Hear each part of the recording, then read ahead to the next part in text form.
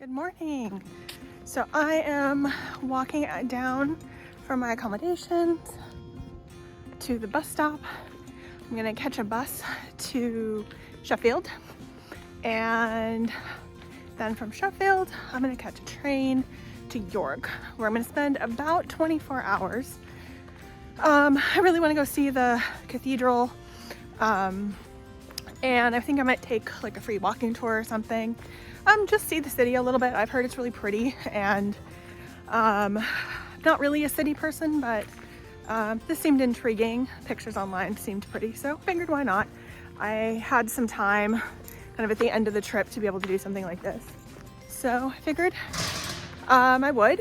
So yeah, I'm just gonna be there for about 24 hours before I head up north to the coast, and I'm gonna spend the last 4 days or so of this trip exploring the North York moors and kind of the seaside area around there before I head down to London and head home.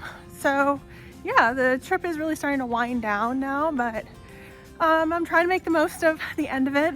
I rolled my ankle a little bit on the hike yesterday, so it's definitely a little sore, but nothing that's like gonna stop me at this point. Just something I have to be kind of aware of and a little careful of. So yeah, that's kind of what's going on.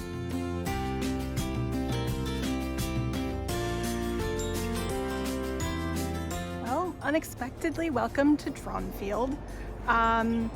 Made a bit of a snafu on the train, kind of my fault, but also like circumstances lined up that like I think a lot of people would have had this happen.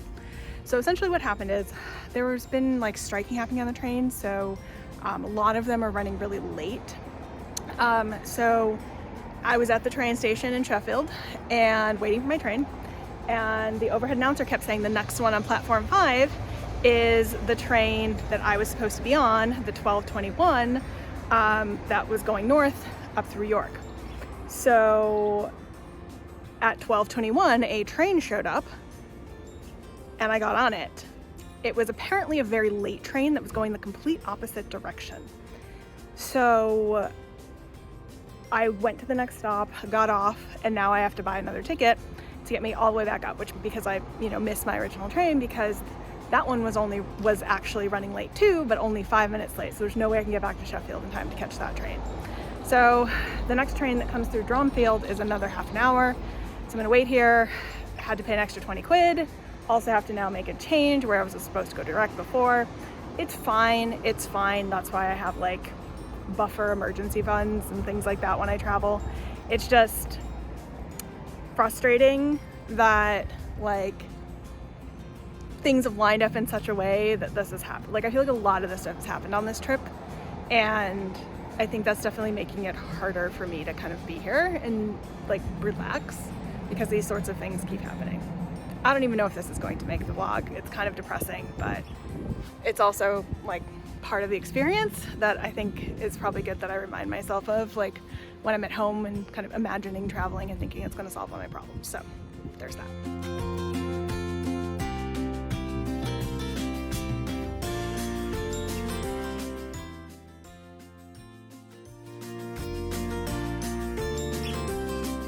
My little room in what is actually a convent that also runs a guest house. The door is very short. See, that's the top of the door. That's my head. Oh, I'm having so many firsts on this trip. First air conditioner in Liverpool. First fan I've ever experienced in a room in Europe. Crazy.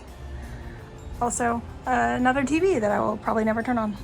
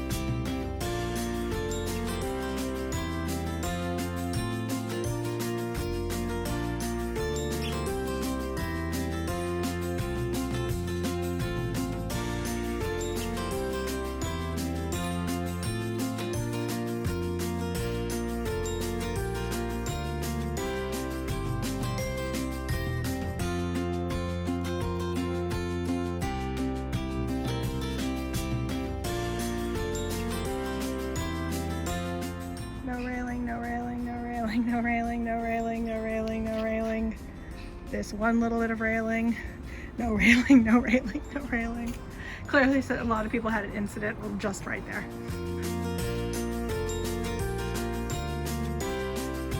The fanciest looking Travelodge I have ever seen.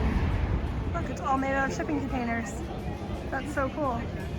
Street food, retail, workspace, toilets.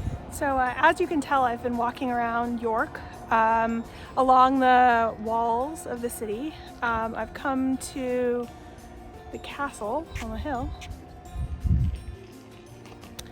And it's really interesting. Like, I usually don't love cities that much, but this one's kind of cool. I don't know. There's like a lot of old stuff that they've preserved.